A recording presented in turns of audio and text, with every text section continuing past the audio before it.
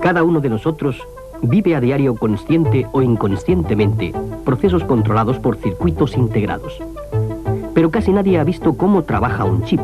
Lo que aquí, en el microscopio electrónico de retículo, cambia 5 veces por segundo, cambia en realidad 5 veces en una millonésima de segundo. El lema es cada vez más pequeño, cada vez más rápido. Siemens desarrolla y fabrica circuitos integrados con millones de funciones controladas por transistores, en una plaquita de silicio no mayor que un pequeño trozo de un sello de correos.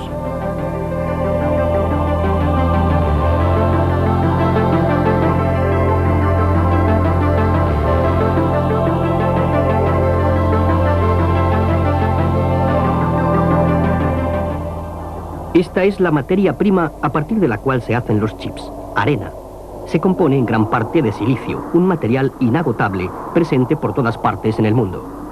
Pero para preparar, a partir de tan económica materia prima, silicio que cumpla las altas exigencias de pureza y estructura cristalina requeridas, son necesarios costosos procesos químicos y físicos. El producto final es una barra monocristalina de silicio con un único átomo de impureza por cada 10 millones de átomos de silicio. De ella se cortan las obleas para los chips.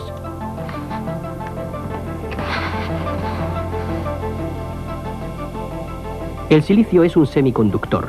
Su estructura atómica es la siguiente. Cada átomo de silicio tiene 4 electrones exteriores. No hay ningún portador libre de carga. El monocristal puro de silicio no es, por tanto, conductor a la temperatura normal. Para hacerlo conductor, hay que incorporarle átomos de otras sustancias, como por ejemplo fósforo. Los átomos de fósforo tienen 5 electrones exteriores. Una vez incorporado el átomo a la red cristalina de silicio, uno de los 5 electrones puede moverse libremente. Estas partículas eléctricas cargadas negativamente hacen al cristal conductor de tipo N. Los átomos de boro, por el contrario, solo tienen 3 electrones exteriores. Si se incorporan átomos de boro a la red de silicio, entonces falta un electrón. Se forman huecos por falta de electrones. Estos huecos se mueven por el cristal como partículas eléctricas cargadas positivamente. El cristal es entonces conductor de tipo P.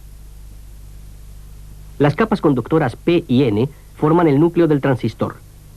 Otras, compuestas de óxido de silicio, se encargan del aislamiento, y otras, de metal, sirven como conductores. MOS, metal óxido silicio, es el nombre en clave de este tipo de transistores. Si se aplica tensión a las 2 zonas N, no pasa corriente, el transistor está cortado. Aplicando una tensión positiva al electrodo central, los electrones se mueven por la superficie.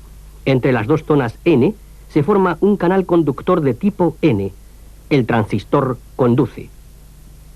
Los diferentes pasos del proceso de fabricación de este microscópico producto pueden verse claramente en el presente modelo. Una diminuta sección de una oblea de silicio de solo 1/100ª de milímetro de longitud en los bordes. La superficie de la oblea se oxida sometiéndola a una temperatura aproximada de 1000 grados centígrados. Se aplica una película de barniz fotosensible y se deja secar. Las obleas cubiertas con este barniz se iluminan a través de una máscara. El barniz iluminado se elimina por disolución. El no iluminado queda como está. La capa de óxido se corroe con ácido a través de las ventanas así formadas. Tras disolver y limpiar los restos de barniz, se realiza una nueva oxidación. Esta vez es una capa muy fina. Sobre esta capa aislante se separa polisilicio eléctricamente conductor. Después, otra vez el barniz fotosensible, máscara, iluminación, disolución del barniz iluminado. Ahora se corroe parcialmente, tanto el polisilicio como la fina capa de óxido, permaneciendo solo en el centro bajo la protección del barniz. En el silicio que ha quedado ahora al descubierto se implantan átomos de impurezas. Una vez eliminados los restos de barniz, se cubre todo, de nuevo, con una capa de óxido. Y otra vez barniz fotosensible, iluminación, disolución. Mediante corrosión se forman los agujeros de contacto con las pistas conductoras de aluminio.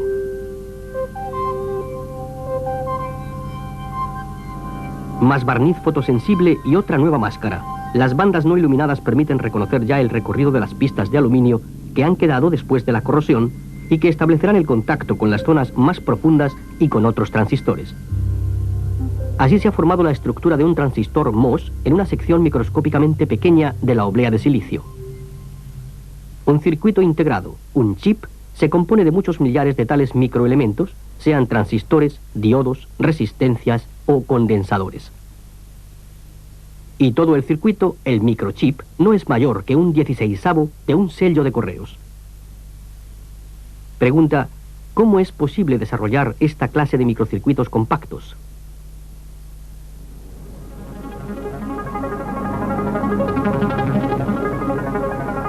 El bosquejo del circuito empieza en el laboratorio de diseño. Cada vez más funciones en un chip. Esta complejidad ha hecho que los circuitos solo puedan desarrollarse con ayuda de ordenadores. Surgen nuevas profesiones. Trabajo creativo del ingeniero, definido por los conceptos CAD, Computer Aided Design, y CAE, Computer Aided Engineering. Todos los pasos del desarrollo, desde la especificación del circuito hasta el layout, se realizan en estaciones de trabajo microcomputarizadas.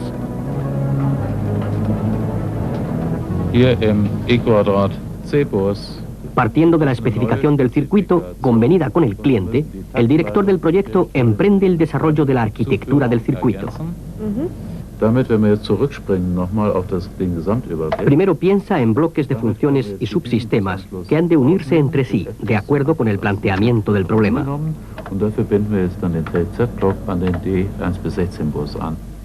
El objetivo de quien desarrolla el circuito es construir los distintos bloques de funciones en forma de celdas y enlaces lógicos.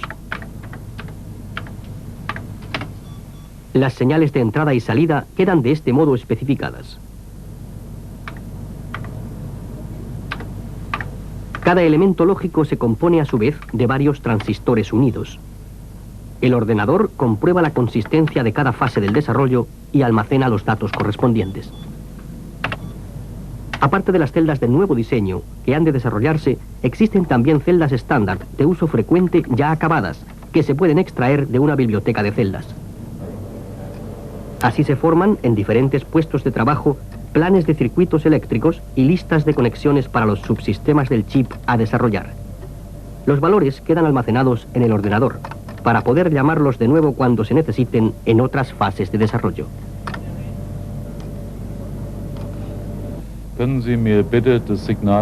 Una gran ventaja del Computer Aided Design, diseño asistido por ordenador, es la posibilidad de simular el comportamiento lógico del circuito. El ordenador recibe toda la información necesaria para simular matemáticamente la interacción de los elementos utilizados en el circuito.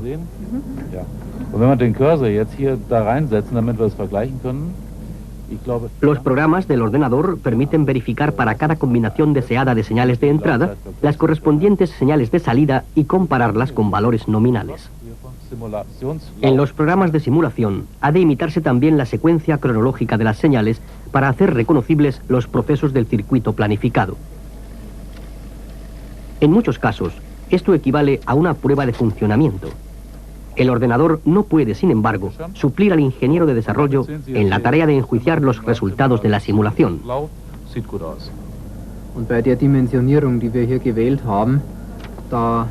En casos aislados, la simulación de las partes del circuito ha de realizarse incluso a nivel de componente. Solo así es posible comprobar, ya en la fase de ensayo, el correcto funcionamiento del circuito, mucho antes de que el chip esté listo, después de superar las numerosas etapas tecnológicas del proceso. Finalmente, toda la descripción del circuito almacenada hasta ese momento se traduce en estructuras geométricas. Se crea el layout. Los elementos de menor tamaño de estas estructuras no son otros que los contornos de aquellas máscaras a través de cuya abertura vimos que se ilumina la oblea de silicio. Los colores muestran la representación geométrica de las distintas máscaras empleadas para la oxidación, el dopado con impurezas o metalización.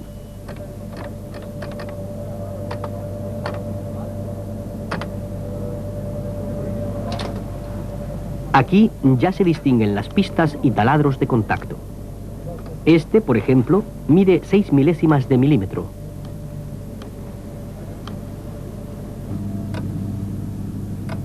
Frecuentemente, la arquitectura se optimiza a mano mediante diálogo entre persona y ordenador.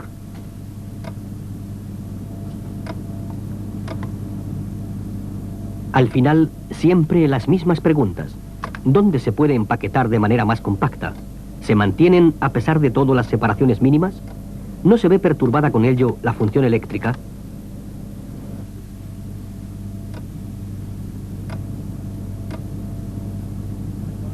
Es muy importante comprobar que se cumplen las especificaciones de ensayo.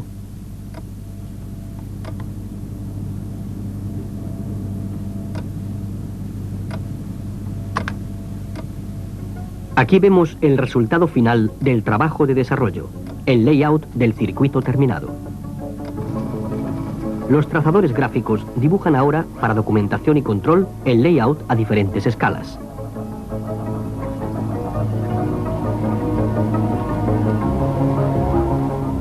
El layout contiene todos los elementos que han de alojarse en una superficie no mayor que un pequeño trozo de un sello de correos.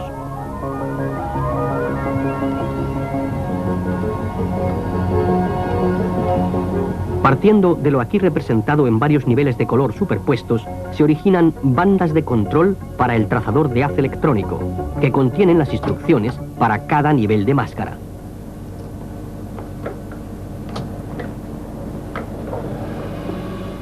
Las placas de cristal recubiertas de cromo, que vemos comprobar aquí por última vez, están recubiertas con un barniz, en el que se ilumina el haz de electrones siguiendo el trazado de las estructuras de la banda de control.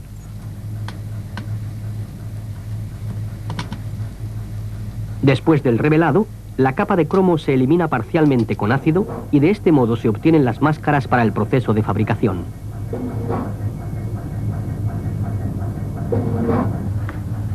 Muchos cientos de chips por oblea, lo que significa muchos cientos de veces las mismas estructuras por cada máscara. En la memoria de 256K, por ejemplo, se dibujan en los 7 niveles necesarios 13 millones de figuras. Con esto dejamos a un lado el diseño y la producción de la máscara para centrarnos en la fabricación del chip propiamente dicha. Una fábrica de circuitos integrados de Siemens AG en Austria. La fábrica de Villach cumple de un modo especialmente satisfactorio las altas exigencias de la moderna producción de semiconductores. Para fabricar chips, según las normas internacionales, se requiere una costosa infraestructura.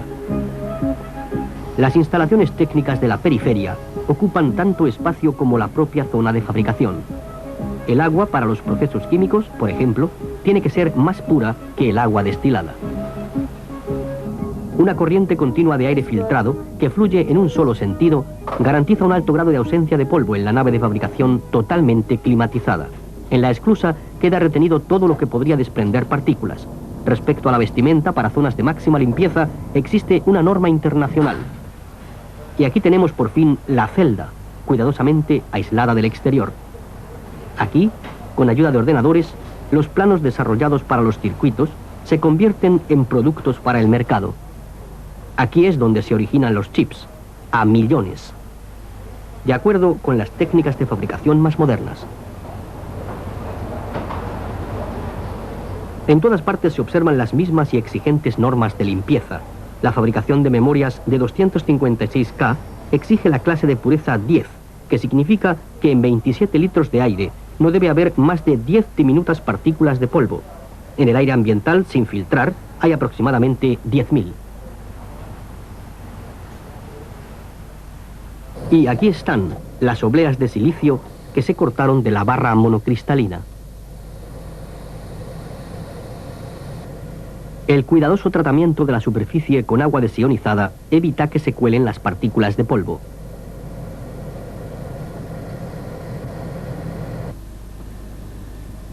Adicionalmente, las obleas se limpian con una mezcla especial de ácidos.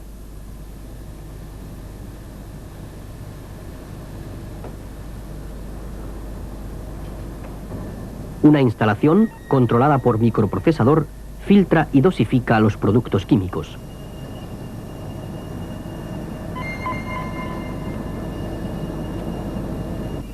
Las obleas, cuya pureza está garantizada, sufren ahora su primera fase de tratamiento. Apiladas en cargas de 100 unidades cada una, se introducen en hornos de alta temperatura. Expuestas a una temperatura constante de aproximadamente 1000 grados centígrados, las obleas se oxidan.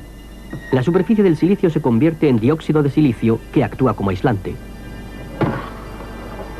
Más tarde tienen lugar en estos hornos otros procesos, como por ejemplo la producción de polisilicio.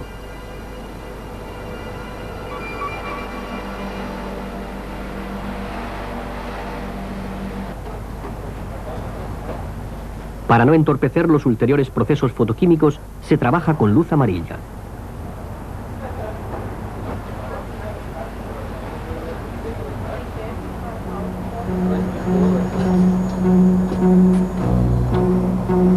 Ahora se aplica por primera vez el barniz fotosensible.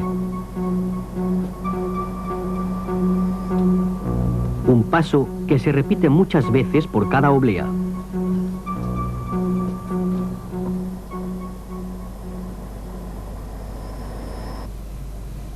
En el wafer stepper se encuentra el retículo, la máscara con las estructuras para un determinado nivel de construcción.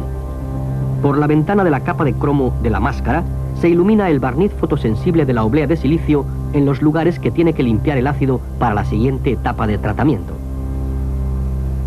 El ajuste exacto de la máscara, con una precisión de unas pocas 10 milésimas de milímetro, se realiza automáticamente. Igual que en un laboratorio fotográfico, se revelan las partes expuestas, iluminadas, del barniz. Se lavan con agua y se secan las obleas en la centrifugadora.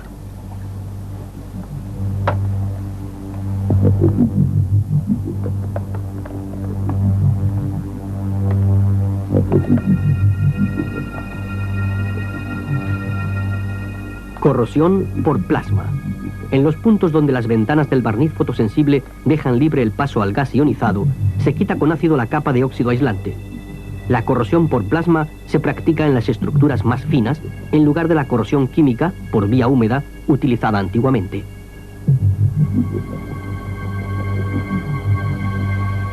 Implantación de iones.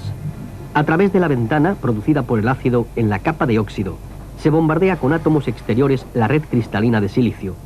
De esta forma se alteran las propiedades eléctricas del silicio en zonas exactamente definidas, de solo unas pocas milésimas de milímetro. La cantidad y profundidad de penetración de los átomos exteriores están dosificadas con exactitud.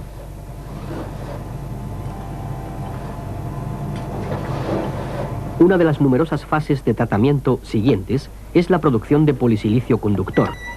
Esta capa se cubre de nuevo con barniz fotosensible, se ilumina y se corroe con ácido en su mayor parte, de manera que solo quedan algunas pistas. Aquí vemos al microscopio electrónico las estrechas pistas de polisilicio en las que está aún muy alto el barniz fotosensible que las ha protegido del plasma ácido. La estructura de la oblea de silicio va aumentando así progresivamente. Entre etapa y etapa de tratamiento se comprueba siempre si el ajuste es exacto, si las distancias y separaciones corresponden a lo previsto. Incluso a simple vista se aprecia ahora que la oblea ya no está lisa, sino dividida en chips individuales.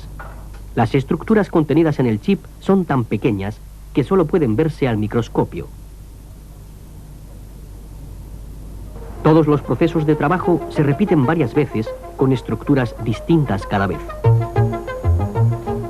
Por eso, aparte del know-how tecnológico, es necesaria una logística meticulosa, ya que hay que llevar de un lado a otro muchas cargas de obleas, en diferentes estados de fabricación, entre distintos puestos de tratamiento.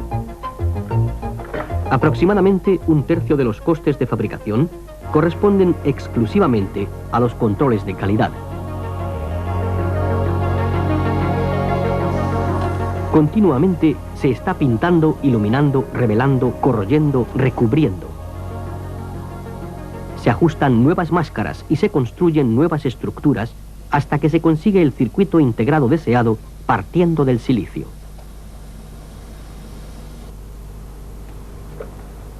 Como último nivel de la estructura se deposita aluminio, necesario para el conexionado interno de los chips.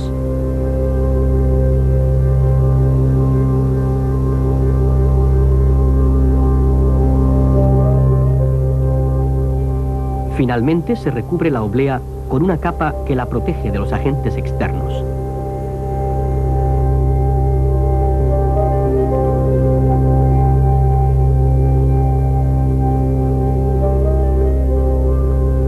Cuando la oblea ha pasado por todas las etapas de fabricación, se comprueba el buen funcionamiento de cada chip con sensores eléctricos de medida. Los chips defectuosos se marcan con un punto. A continuación empieza el trabajo de precisión, de cortar la oblea. Antes de separar los chips, se pega a las obleas una película de plástico.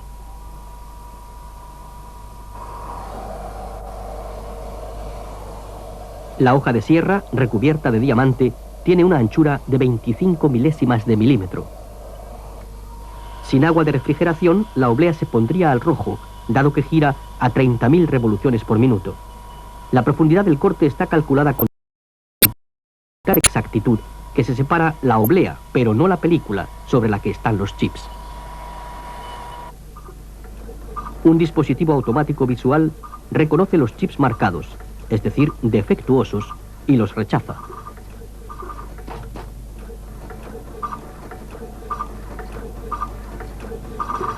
Los chips que funcionan correctamente son elevados por una pipeta de succión y pegados en su carcasa. Pegar chip fuera. Pegar chip fuera.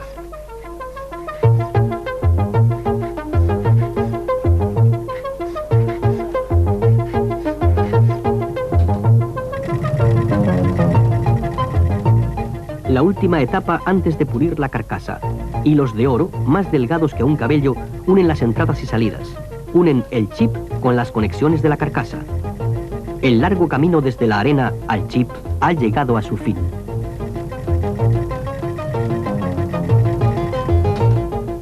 Cada vez más pequeños, más rápidos, más potentes, más fiables. Productos punta de la microelectrónica. Pocas empresas en el mundo disponen de los recursos humanos, ideas, know-how y capital necesarios para seguir avanzando en esta tecnología punta. Siemens es una de ellas.